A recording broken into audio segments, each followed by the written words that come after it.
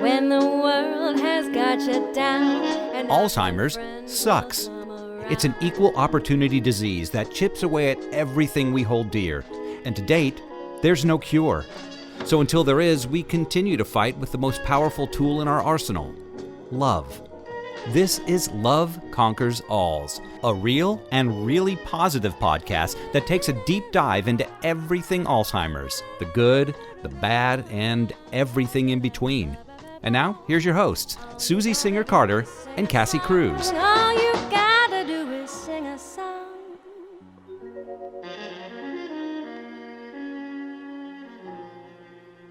Hey everybody, how's it going? I am Susie Singer-Carter. And I'm Cassie Cruz. Welcome to another episode of Love Conquers All. Our guest today is Neeyah Lynn Rose Stephens. She, by the way, is the daughter and caregiver of the most beautiful woman that I'm looking at her picture right now. Her name is Annabelle Stephens.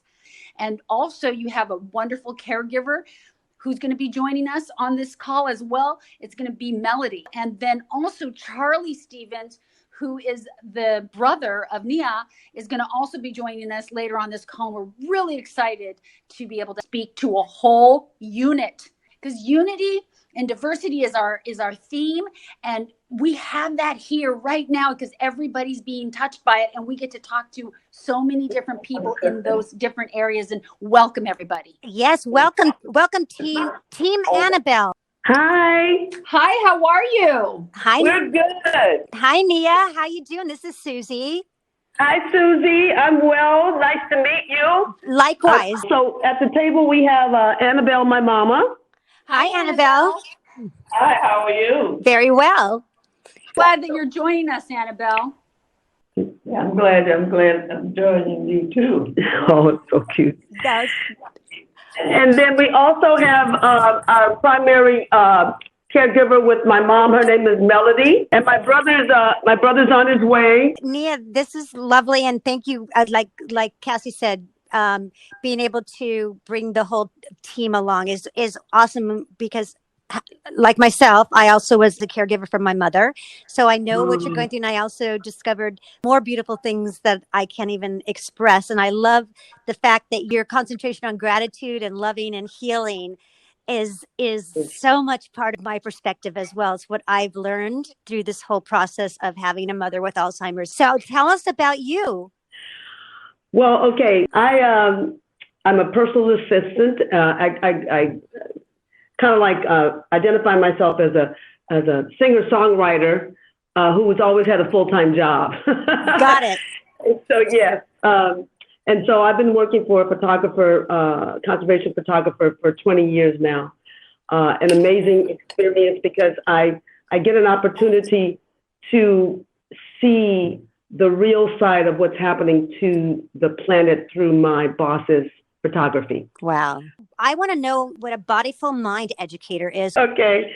Yeah, so the Bodyful Mind is a process that I've been doing for about 20 years now too. And I'm still doing this work and I'm still uncovering what a body of information the physical body is and how I have learned to heal myself both physically and emotionally through this work. And this is why I found particularly so helpful in being a caregiver for my mother, because what I know now is that the more clear I can be about what it is I'm feeling and where that feeling is emanating from, that I can be present in the moment.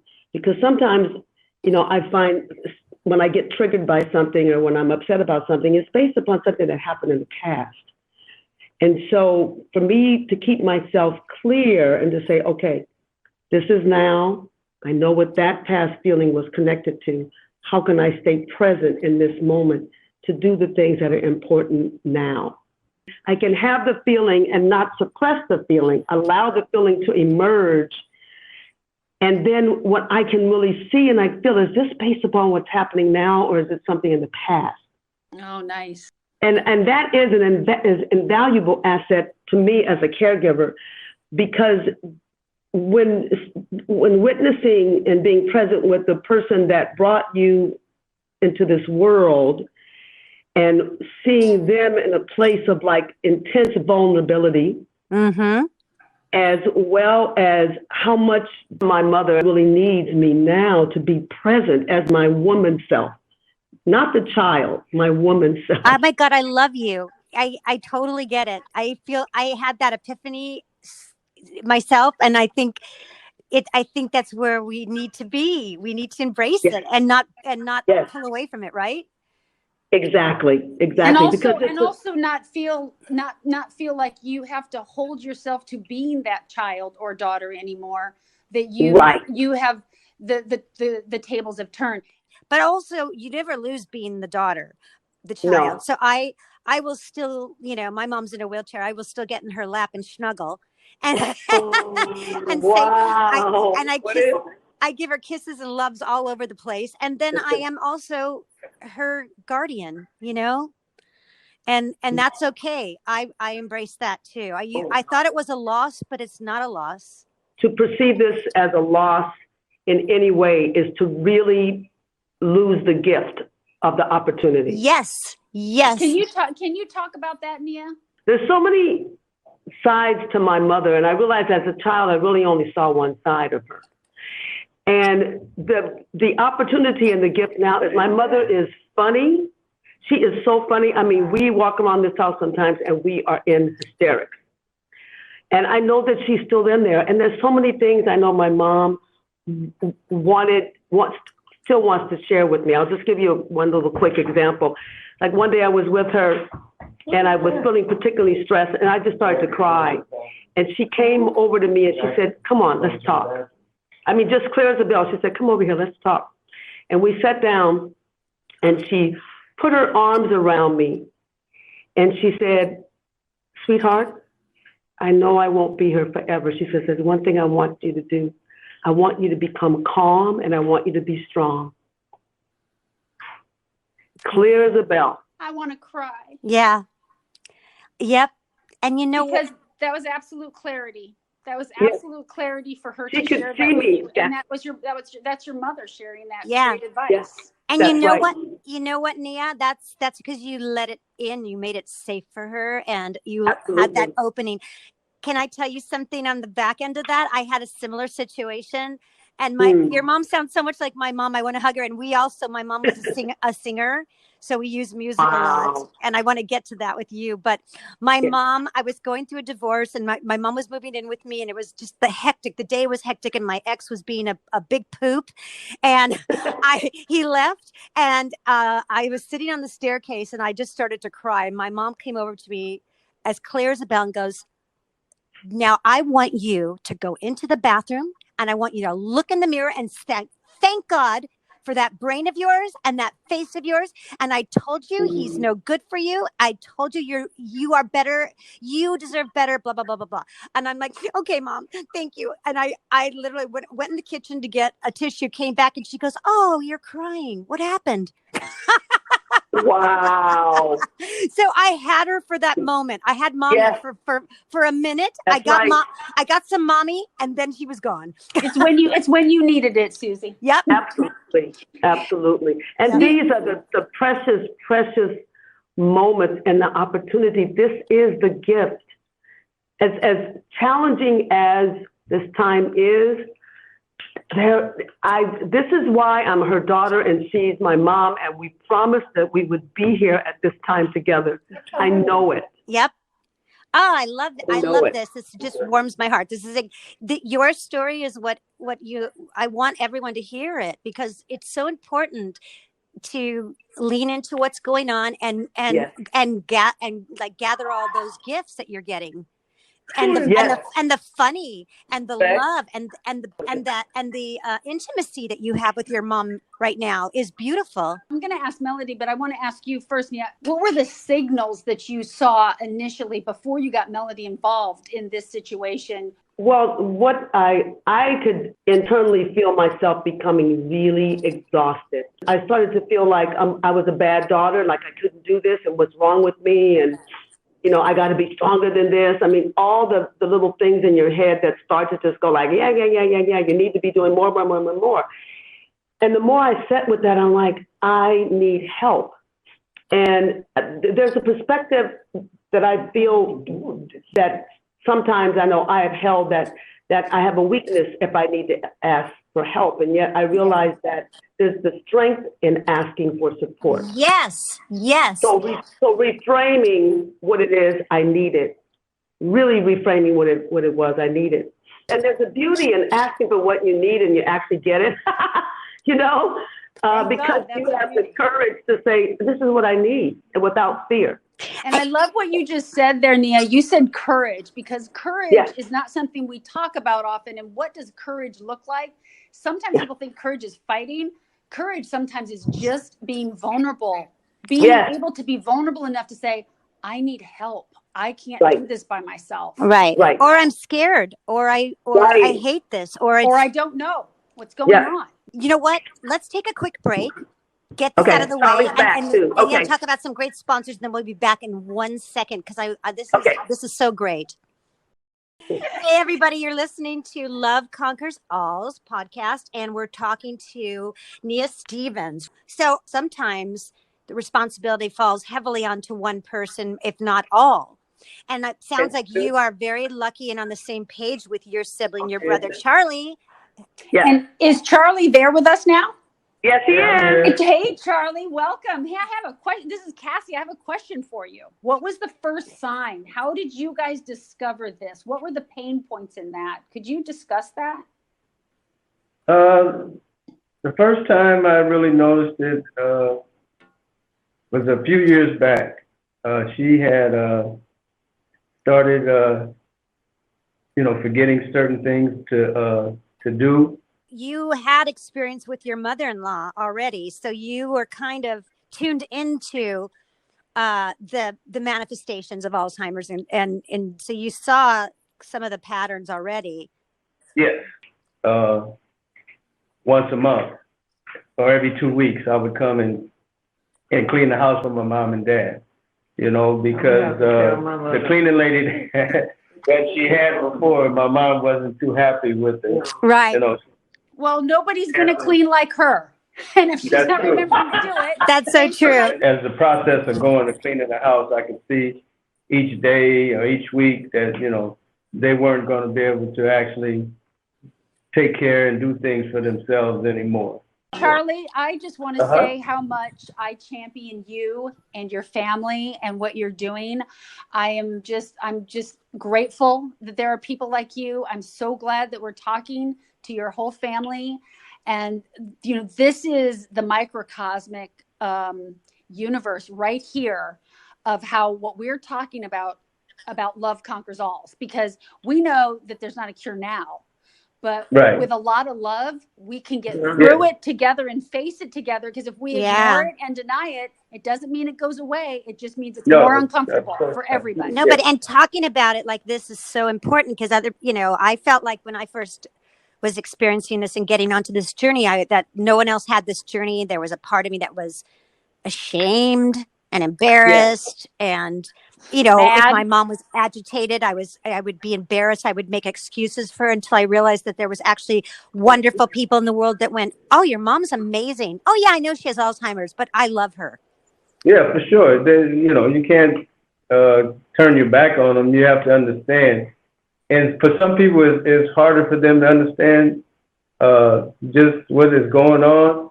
Just like I tell my sister, you don't know what's in their mind. And that's the hardest thing for anybody to analyze is the brain and what this is thinking about.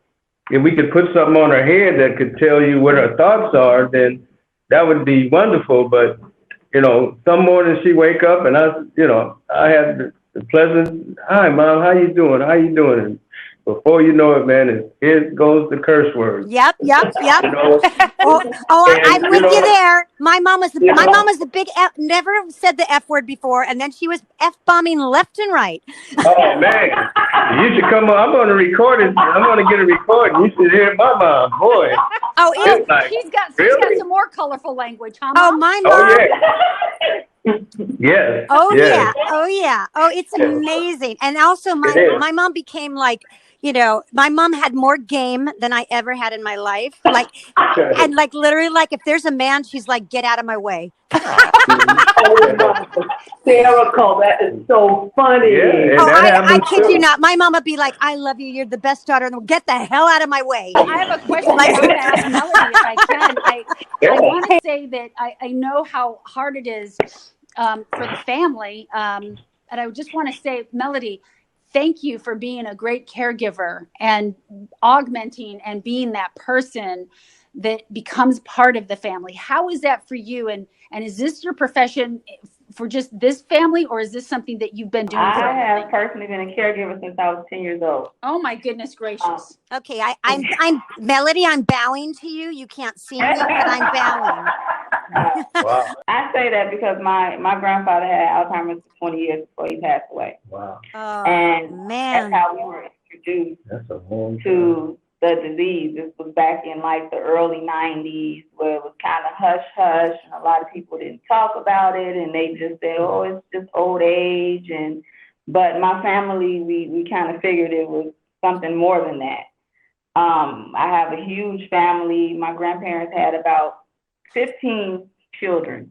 Wow. So, yeah, so when it came to our attention that something was wrong with my grandfather and he couldn't stay in the house by himself, my grandmother had passed away and he needed more help.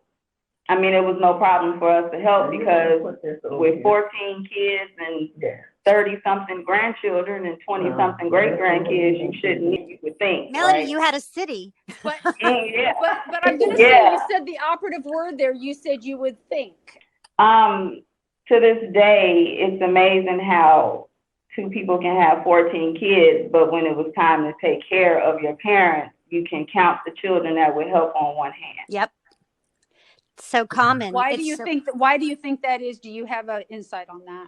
I mean, a lot of my uncles and aunts, at first they were in denial. Dad needs help, but he don't need that much help. You're babying him. You're smothering him. And, that just wasn't the case. So after that caregiving experience, you obviously been doing this. Now you turn that into a profession. And then what brought you into the Stephens lives? Well, actually, I been a caregiver professionally for about 11 years now. And I've worked in hospitals, but I wanted to start to work in people's homes because that's where we would like people to stay in their homes as long as they possibly can, because it just keeps their spirits up. And sometimes that's hard to do with someone that has Alzheimer's and dementia because it's hard to read them. It's hard to know what they feel. It's hard to project their emotions. So I've found that working in people's home, in their environment, they tend to welcome you in their home and in their environment. As long as you get to know them as a person, the things that they like, what they don't like. And that's just as important as what they do like. Yep. I've learned that the hard way. You have to what they don't like as well. I want to hear. Does Annabelle have a hard way that you had to learn that? Oh, boy. Come over for a visit one day. I do want to say that Melody she really helped me a lot because I feel like I was going to be that kind of caregiver that, and this is really honest, like I wanted myself to be comfortable first and then my mother. And then Melody said to me one day, she said, Lynn, she's in charge. That shifted everything for me. She really helped me understand that your mom is in charge. I'm here to keep her safe and, keep her fed and, et cetera. However, in my mother's mind, she's in charge. Yeah, it's the epiphany for me too. It was leaning in. I tried to pull my mom towards what I called sanity, and instead, I just once I made the decision to lean in to her, yes, that's when everything changed. Yes. I want to do this real quick. We just want to go to a quick break, and we'll be right back. Hold your Yes. story. We're going to come back to this fascinating story. We want to hear it. Hang tight. Okay. Guess what, Susie? We're back. You got it. We're back, and we're going to continue on with I keep Neeya's winning. story. I keep winning that every time. I love that. Neeya, you were telling us a story. Yeah. Please continue. Yeah. So, my mom is the only remaining mom that's alive. And there are three of us from the group that are still alive, obviously. I'm talking to you now. So my friends came to visit me last Friday, and they spent about 5 hours with me and Mom. And my mother, sat in the living room. We were there, and she could kind of hang with us for about maybe 35, 40 minutes, and then we could kind of see her zone out. And she just looked at me and she said, I just want to go lay down. So I went and I tucked her into the bed because she wanted to lay down. And so I said, I'll be in the living room. If you need anything, Mom, just, call my name. And she said, okay. So I came back out, and me and my girlfriend sat and we talked for about another couple of hours, and we cried and we laughed and we reminisced. And then at one point, my two friends looked at me and they said, so we want to ask you a question. And I said, what's that? And they said, what happened to our friend that we knew 20, 30 years ago? And they knew me when I was like wild and crazy and really disconnected. And then one of them looked at me and she had tears in her eyes. She said, I am watching you with your mother. And she said, the tenderness that you exhibit with her, she said, it's just amazing. And we see that, and both of them said that. And I said, ladies, I said, I was more invested in covering up that aspect of myself. And what I mean is, I've always been a kind and a gentle person. It's just I had so much fear about really revealing the truth of who I was, because I always I thought a lot that I would be rejected or hurt. And what I know now is that is my biggest asset with my mother, is my ability to tap into kindness and consideration and compassion. And I know the Bodyful Mind has really assisted me with that. And then I've been a practicing Buddhist for almost 40 years now. It's called empathy. You're filled with it. So, my friends, they stayed till like almost 10 o'clock. And then one of my friends who actually lives in Georgia, she looked at me before she left and she said, every time I come to LA, I'm coming here. Oh, I want to come and see your mom, you and your mother, and well, there you go. And, and so she texted me when she got back to Georgia and she said, thank you again. And please give your mom a big kiss for me, I want to ask, if I could, Charlie, how has this impacted you on an emotional level? And how are you dealing with it? Oh, I'm dealing with it pretty good. The hardest part for me with this is getting her to go to bed at night. That's the hardest thing is for me, because she has a different kind of relationship with Lynn and Melanie. They're women. And she sees me sometimes as her husband. And, and then some nights, she doesn't want to go to bed until I go to bed.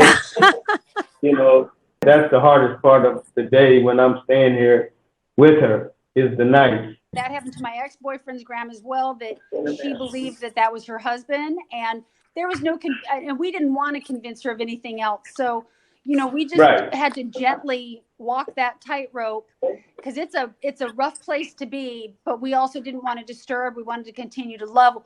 How do you deal with it on an emotional level, or even, just directly?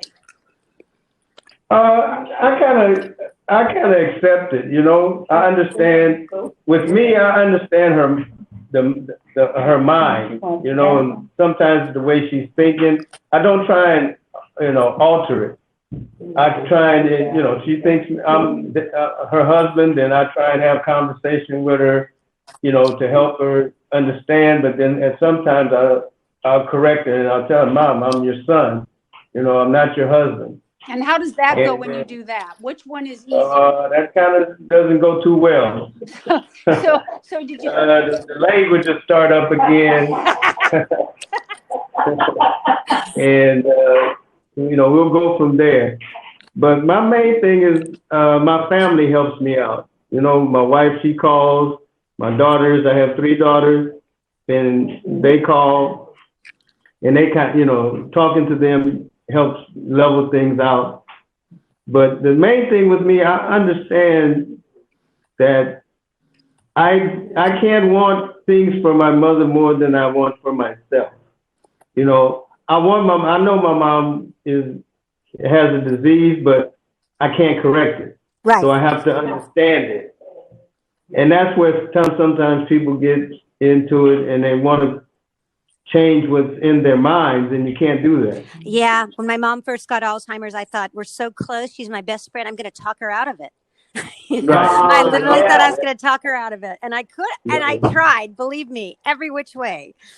And I realized I was, you know, hitting my head against the wall. And so, like I said before, when you lean into it, it's the peaceful place to be, and the productive and the right place to be. Yeah, I kind of echo what Susie said, like she wanted to talk her mom out of it. I remember one day I went home after being with my mom, and like I said, I'm a Buddhist, and I sat down in front of my altar, and I was chanting, and I just found myself just going, I want my mom back. I want her back. And then this soft little voice said, she's here. She's here. This is who she is now. Right, that's it. Yeah. This is who your mama is now. She's not gone anywhere. Done and done. That's it. Yes, That's it. I really, that was an important point for me to get to. Mm-hmm. That brought tears to my eyes. That moment, you brought me to that moment, Neeya. And I'm like, you know, just having that breath and having that moment, and your mom is here, and she's here with us. She's participated with us in this call, in this podcast, in our conversation and our storytelling with each other. Yes. I'm so grateful to you, Annabelle, and you're such a brave woman. Our podcast is about you, darling, and we are so grateful that you are here and that you are allowing us to share your stories. Thank you. Thank you. We love you, Annabelle. Thank you, Annabelle. Thank you so much, everybody. Thank you, Neeya and Charlie and Melody, and you guys. Much love, much respect for you. We thank you, our listeners. We hope that you liked our show, and if you did, please subscribe and share the podcast with others who are also dealing with Alzheimer's. Take care, you guys. Okay. Well, bye for now. Yeah. Bye. All you gotta do is sing a song. All you gotta do is sing a song.